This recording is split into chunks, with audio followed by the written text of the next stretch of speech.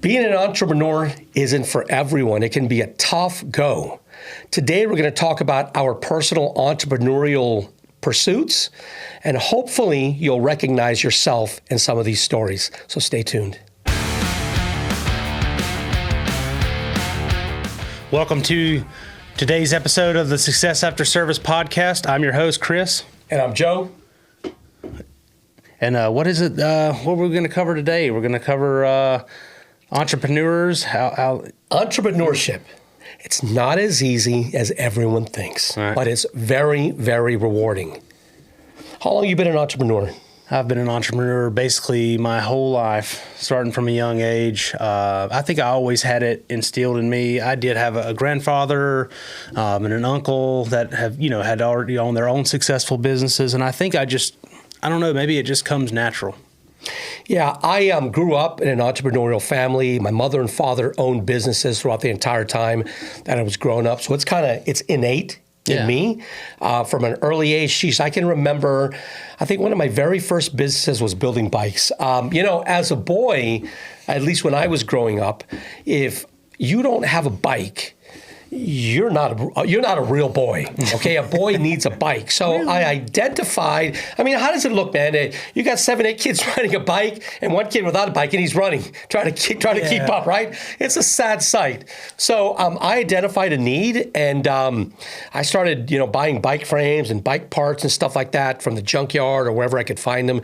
I started crudely painting bikes and, they sold, patching, tubes that were flat and put together with bubble gum. I didn't know what I was doing, but they sold. And that was one of my first endeavors and tastes into what it was to be an entrepreneur. Well, when I was young, I guess my story wasn't as elaborate as yours. And I was, a lot of people could probably relate to, I was just a neighborhood kid who identified a need amongst usually the elderly population or maybe the single mother population that couldn't get their car washed or couldn't get their lawn serviced. And I just kind of went from there. I would go, door to door. Hey, I'm mowing your neighbor's lawn, for $20. I will take care of yours as well. And I'd like to go out on the weekends and things like that. And I figured, hey, I got to earn some money, some gas money and some party money. So I need to serve my neighborhood. Yeah, our stories are very different in that I recognized my entrepreneurship at a very early age. And it took you a little while, but like Chris and I were talking off camera, oftentimes that entrepreneurship is on fire way down in your belly. It just doesn't manifest until later on in life. It takes a while to click sometimes. It takes a while to click sometimes, right? And there's other outside factors. Maybe, you have that desire, but you don't have the confidence. I dealt with that a little bit through the various things that I did.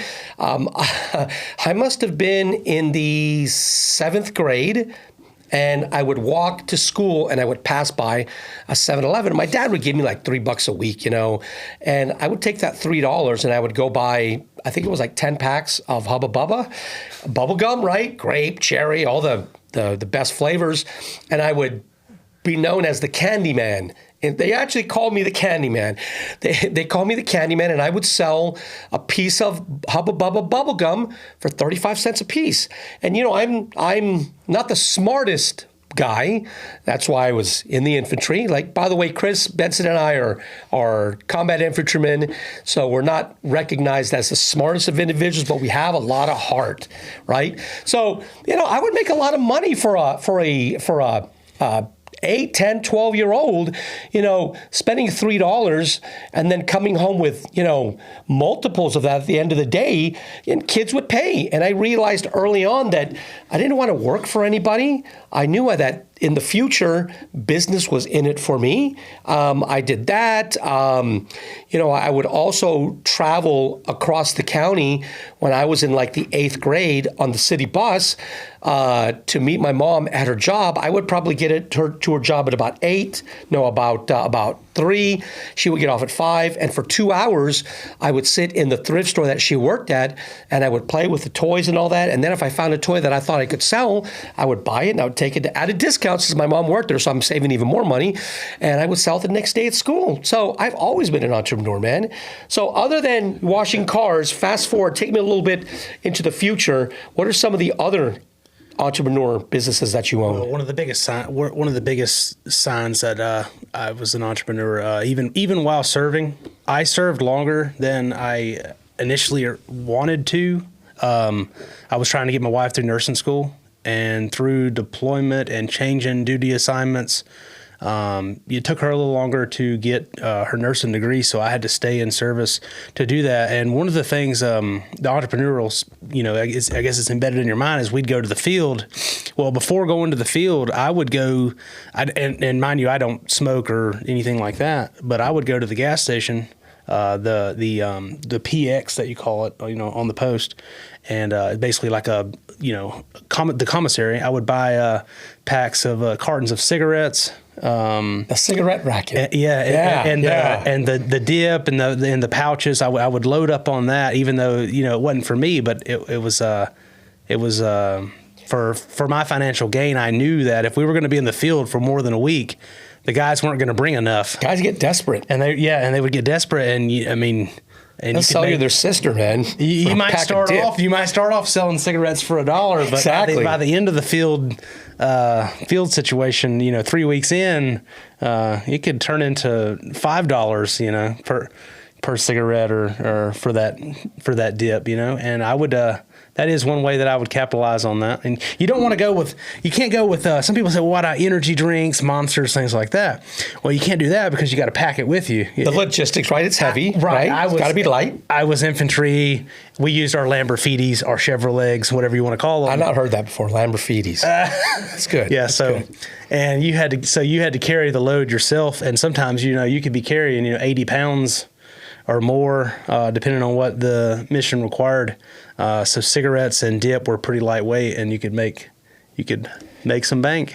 And you talk to any entrepreneur, and I'll put myself in place of that subject there.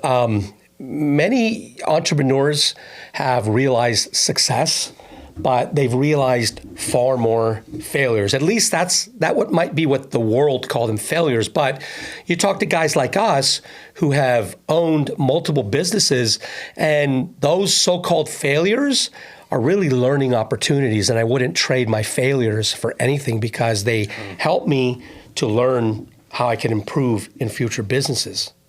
You were in landscaping. Tell us about that.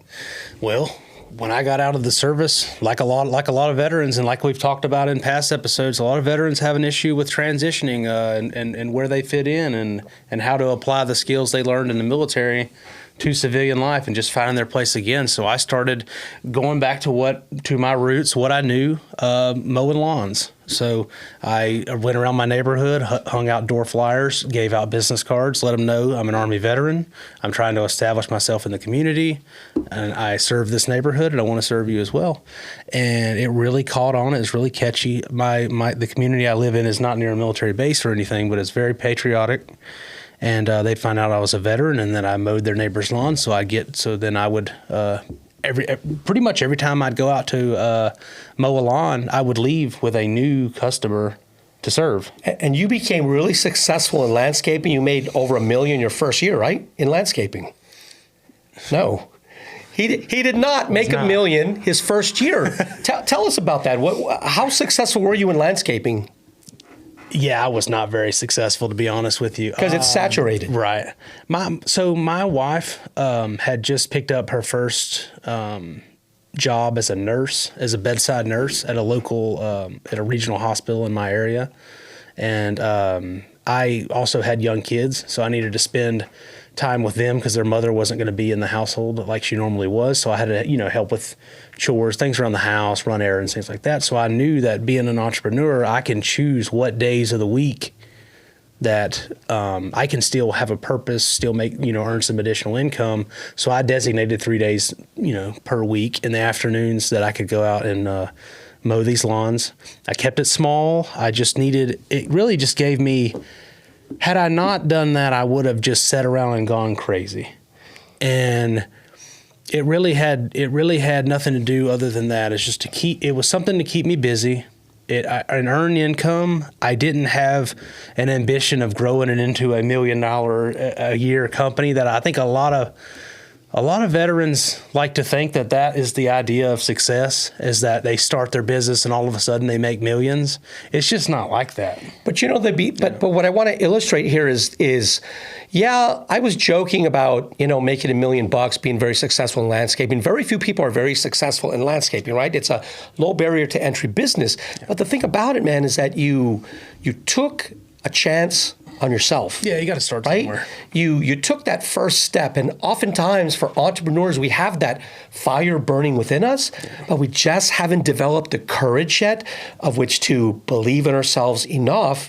Because I can't tell you how many times I had a little faith in myself, and I took one step, and that step took me to the left, and then I went to the right, and then I think I thought I was going to continue going right, but I went left, and then taking that left turn introduced me to the right person, situation, or opportunity. Yeah, if you don't get out of your comfort zone, out of that bubble, off the couch, and get out and just do something or just make something happen. Like, my ambition wasn't to grow this large lawn care empire. It was just to get out, get known, get to know people, and I knew that I could use that as a stepping stone or a segue into something larger. But had I not taken that leap and had that leap of courage, who knows where I would be? I would probably still, be rotting away on the couch and just depressed all the time and just having no ambition. And that's so true. There are certain qualities that all entrepreneurs possess. The ability to cut through the static, right? Sometimes people want to see you succeed, but other times they don't want you to succeed wildly, because if you succeed wildly, it shows that you're motivated, it shows that you're dedicated and determined to make a positive change in your life and, let's say, work for yourself. But it also showcases to the individuals around you that they could be doing more. They're looking at you succeeding in junk removal. In 2023, Chris and I connected. I was in the junk removal industry. Chris was just getting out of landscaping, looking for something else to do. And we connected and, we put our brains together and we had this wild and crazy idea. Who knows if it would